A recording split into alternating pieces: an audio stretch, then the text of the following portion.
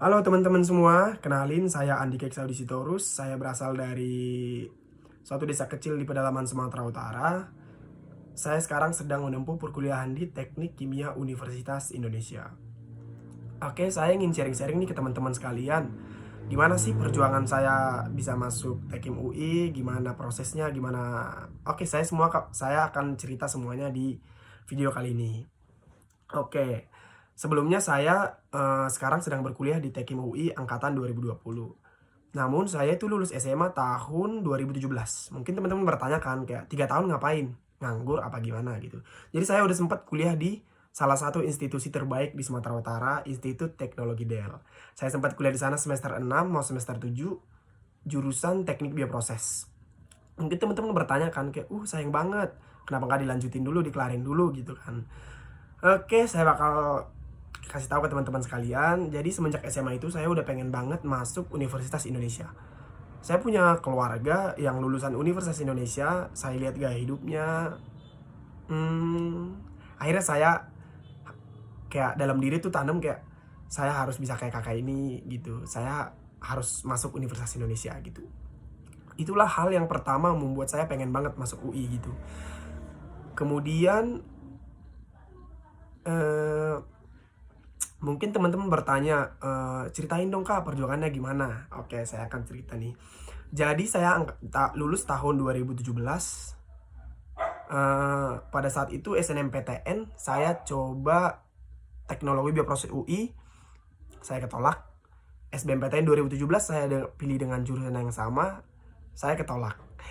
Dan akhirnya saya memilih untuk melanjutkan studi saya di Institut Teknologi Del dengan jurusan yang sama.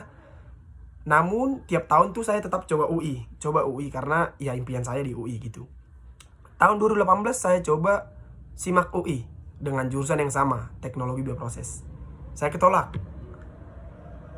Tahun depannya saya coba lagi di UTBK dengan jurusan yang sama, saya ketolak.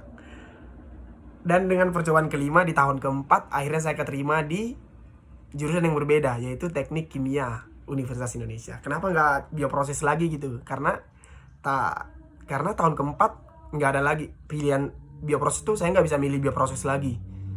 Nah, nanti teman-teman bisa lihat deh di websitenya itu, bioproses itu nggak punya kelas yang paralel.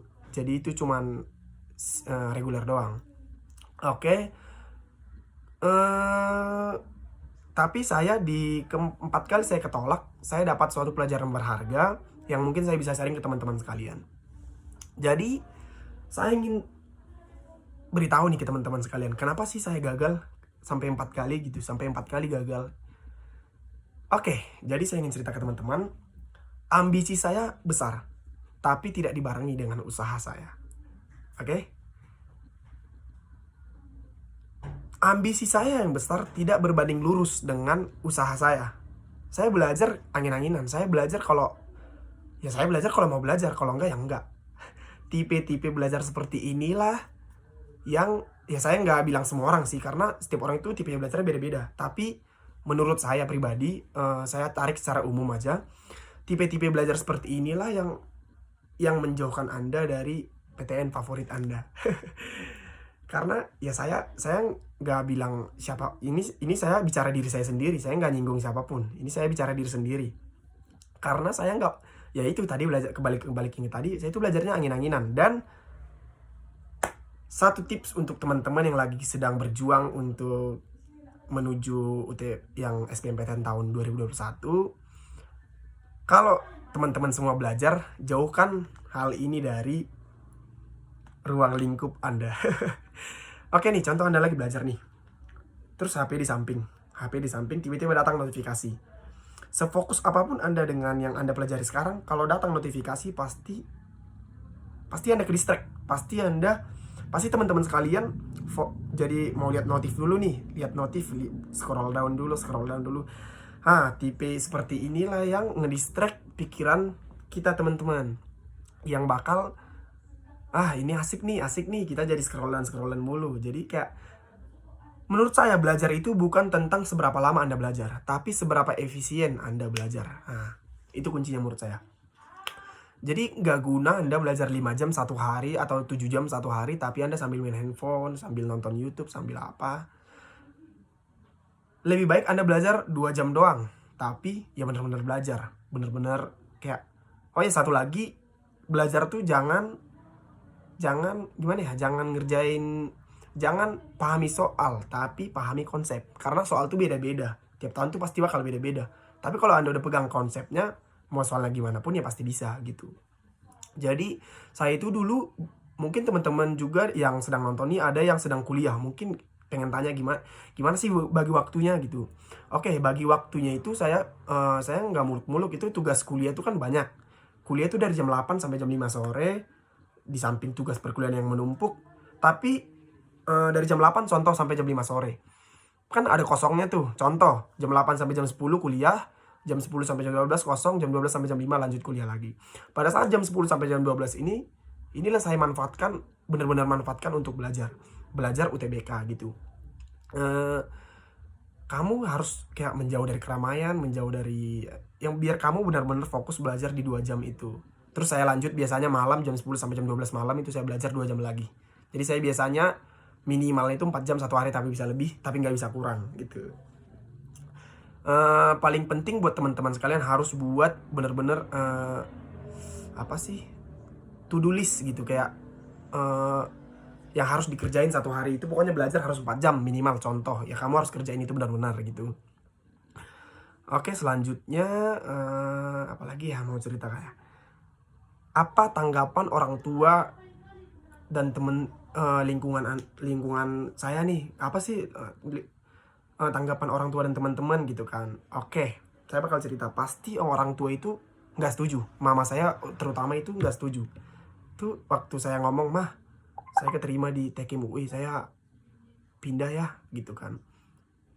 Mama itu nggak nganggap itu serius. Jadi kayak apaan sih, ngaco gitu kan, nggak jelas gitu. Kamu kelarin dulu lah, gak usah aneh-aneh gitu kan. Cuman ya gimana, masa saya udah 4 kali ketolak, sekalinya keterima saya nggak ambil? Wah kacau, nggak mungkin lah, ini peluang besar masa nggak saya ambil. Jadi saya beri penjelasan ke orang tua, saya kasih penjelasan. Akhirnya mama ngomong, oke, asal kamu tanggung jawab dengan pilihan kamu gitu teman-teman. Akhirnya saya memilih untuk pindah gitu. Kalau tanggapan orang sekitar, saya nggak mau muluk-muluk tuh. Orang banyak yang sepele gitu, banyak orang yang orangnya gimana ya, apaan sih udah semester 6 gitu, udah pasti banyak orang yang nggak dukung gitu. Tapi teman-teman, ini kata-kata yang buat gua memilih nggak dengerin itu. Oke? Lingkungan itu sebenarnya netral. Yang membuat itu positif menjadi negatif itu diri Anda sendiri, diri kita sendiri teman-teman. Jadi mau senegatif apapun sebenarnya dari luar lingkungan, kalau Anda anggap itu positif ya jadi positif. Contoh nih, dia nih kayak alah gini, ya jadiin aja motivasi gitu. Jadi makanya yang saya bilang tadi, saya pernah baca di suatu buku, saya lupa buku apa, lingkungan itu netral. Yang membuat itu positif atau negatif itu diri kita sendiri. Jadi itu tergantung diri Anda sendiri. Oke? Kemudian apalagi ya, mungkin kata-kata closing statement dari saya buat teman-teman sekalian yang sedang berjuang di luar sana. Ingat satu hal ini aja. Bagaimana Anda mengejar mimpi Anda itu tergantung seberapa Anda percaya dengan mimpi Anda. Oke? Tergantung seberapa besar Anda mempercayai mimpi Anda. Kalau Anda udah mempercayai mimpi Anda, pasti teman-teman sekalian berjuang untuk berusaha untuk mendapatkan mimpi itu. Otomatis itu udah hukum alam. Kalau udah mempercayai mimpi itu, udah pasti berusaha untuk mendapatkan mimpi itu. Jadi jangan pernah berhenti untuk mempercayai mimpi Anda. Oke? Mungkin kita pasti semua orang juga pernah mengalami masa-masa sulit. Semua orang pernah mengalami masa-masa sulit. Tapi satu kata yang menampar saya itu adalah, satu kalimat yang menampar saya itu adalah, dunia nggak akan pernah berhenti berputar untuk menyembuhkan luka Anda. Oke? Nggak pernah. Jadi sejatinya bahagia itu muncul dari diri sendiri, bukan dari lingkungan. Oke? Jadi ya gitu. Jangan kalau misalnya Anda gagal, ya semua orang juga pernah gagal. Oke? Tinggal bagaimana Anda memilih untuk bangkit. Oke? Apalagi ya? Mungkin sekian dari saya buat teman-teman. Terima kasih atas kesempatannya untuk masuk PTN. Buat teman-teman sekalian di luar sana, tetap semangat. Jangan pernah berhenti untuk mempercayai mimpi Anda.